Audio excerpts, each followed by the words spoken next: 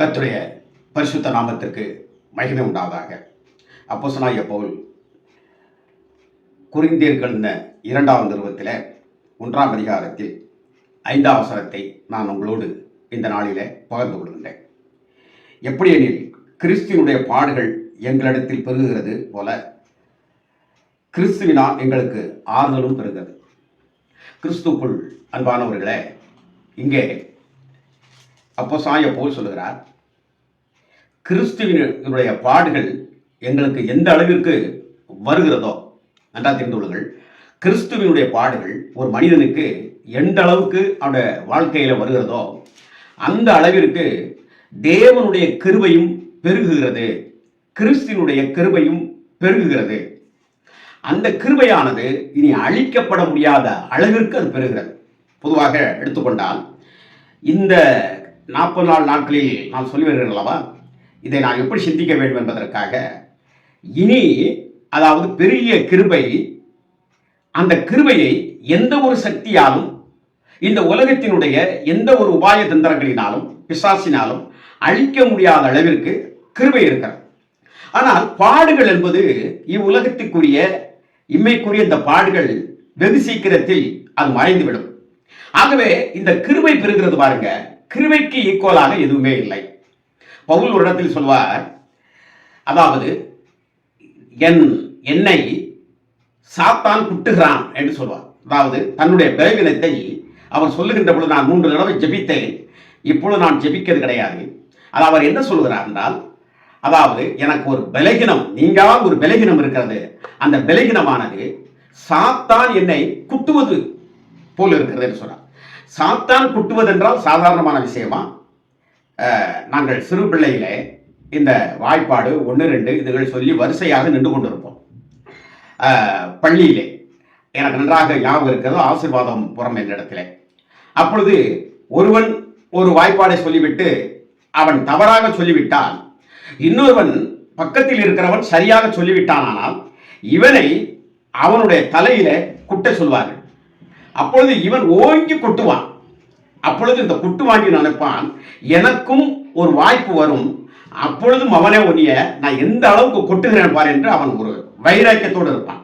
இப்படி சில நாட்கள் கழிந்தாலும் பரவாயில்லை, அல்லது அந்த உடனே இருந்தாலும் பரவாயில்லை, மறுபடியும் ஏதோ 1, 2 ஏதோ வருகின்ற பொழுது, ஒரு மனக்கணக்கு ஏதோ வருகிற பொழுது, இந்த கொட்டியவன் தவறாக சொல்லி இந்த கொட்டு வாங்கினவன் இருக்கிறான் அல்லவா, அவன் சரியாக சொல்லிவிட்டான் என்றால் நான் பார்த்திருக்கிறேன் கண்ணாலே, அவன் என்ன செய்வான், எச்சி அப்படி தொட்டுக்கொண்டு இப்படி என்ன செய்வான் சொன்னா அப்படியே வைத்துக்கொண்டு அவன் தலையிலே ஓங்கி சமக்கி அடிப்பது போல அவன் கொட்டுவான்.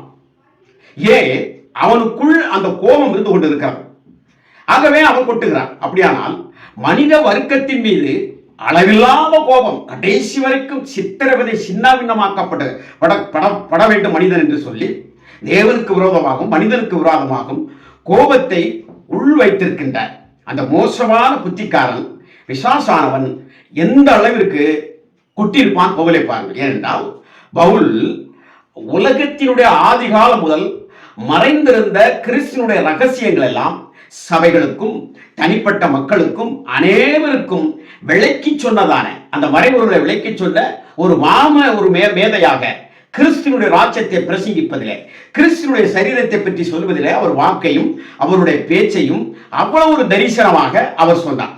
ஆகவே இவ்வளவு விளக்கமாக சொல்லிக் கொண்டிருக்கக்கூடிய இந்த நான் கிறிஸ்துவை எப்படியாவது இந்த நாமத்தை அறியவிடாமல் பண்ண வேண்டும் என்று பல விதங்களிலும் கங்கணம் கட்டி கொண்டிருக்கக்கூடிய அந்த பிசாசானவன் குட்டினால் எப்படி இருக்கும் பாருங்கள்.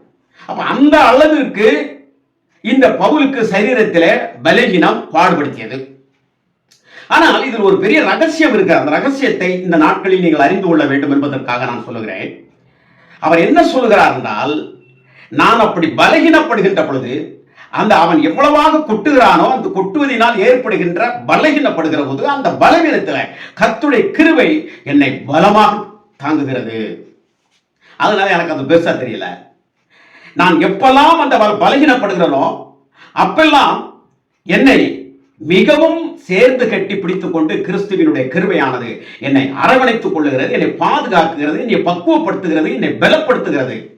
ஆகவே அவன் கொட்டியதான, அவன் என்னை பலகீனப்படுத்தியதான அவன் என்னை பாடுபடுத்தியது இந்த கிருபைக்கு முன்னால் நிற்க முடியவில்லை.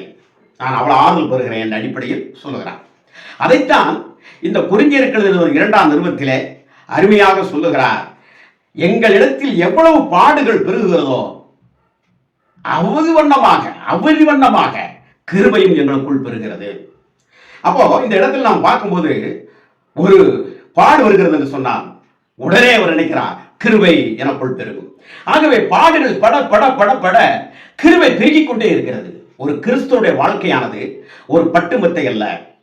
அது ஒரு முள்ளில் நடப்பது போல, ஒரு அனலில் தீயில் நடப்பது போல, ஒரு சூறாவளி காற்றிலே கடலிலே பிரயாணம் செய்வது போல, எதிர்நீச்சல் காற்றாற்று வெள்ளத்தில் எதிர்நீச்சல் போடுவது போல பாடுகள் வருகின்றன.